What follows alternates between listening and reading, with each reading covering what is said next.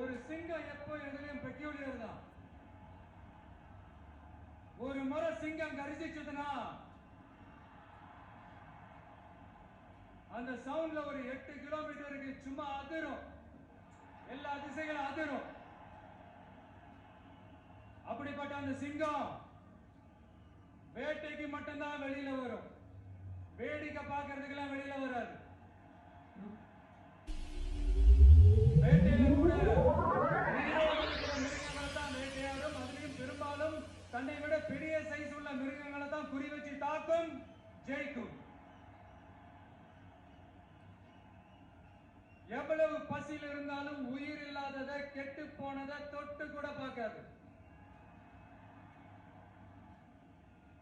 அப்படிப்பட்ட அந்த சிங்கம் அவ்வளவு ஈஸியா எதையும் தொடாது, தொட்டா விடாது.